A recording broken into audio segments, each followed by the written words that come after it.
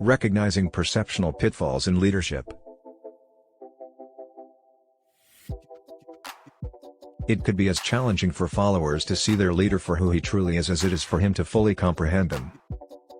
The worst problems in relationships between leaders and subordinates often result from reality distortion. Our preconceptions and prejudices affect how we perceive the world around us in so many ways. Because of assumptions I have about my employer or superior based on how other employers behave, the facts might not be perceived by him and me in the same manner.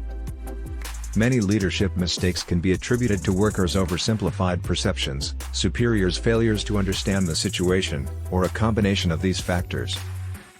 This concept will be illustrated by using a pair of S.E. Ash's psychological demonstrations.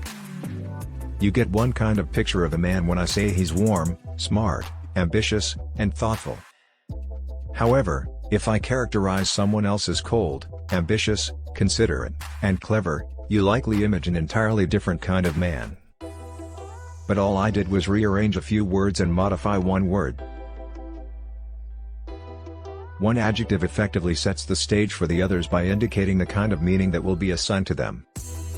When used to describe a warm individual who we already have a positive attitude toward, the word thoughtful might signify thoughtful about others or even reasonable.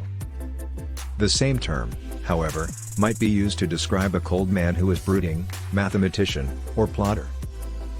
We must develop the awareness of how easily one set of observations about a man might mislead us about his other behaviors. Let's say I show two groups of viewers a video of a conversation between a boss and his employee.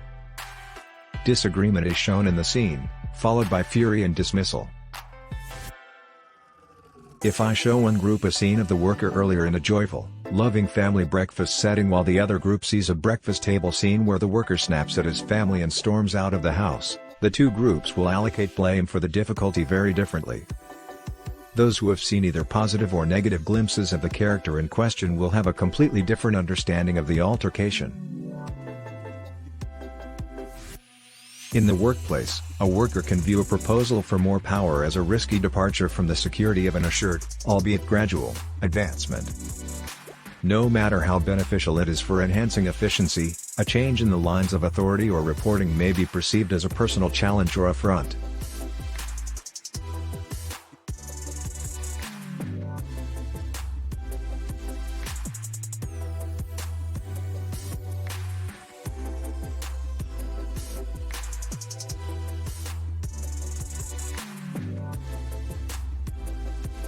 A labor-saving process being implemented could be seen as a danger to one's employment.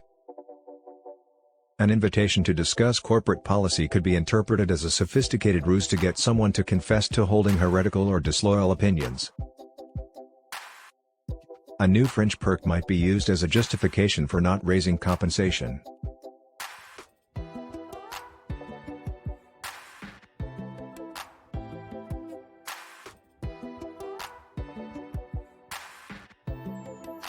Too frequently, the superior is completely unprepared for these interpretations, and as a result, he thinks they are foolish, dishonest, or perverse, or all three, in some cases.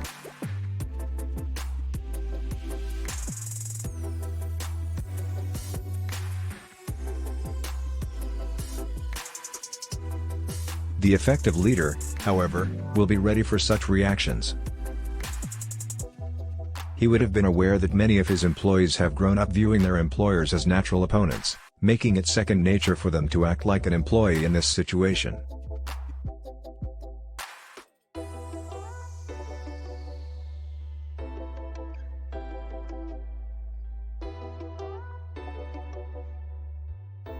The situation is just as awful on the opposite side.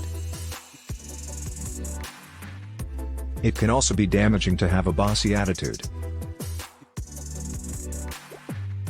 For instance, bosses frequently oppose modern notions of labor relations because they believe that doing so would undermine their long-standing reputation as corporate autocrats. Their reputation makes improving labor relations challenging.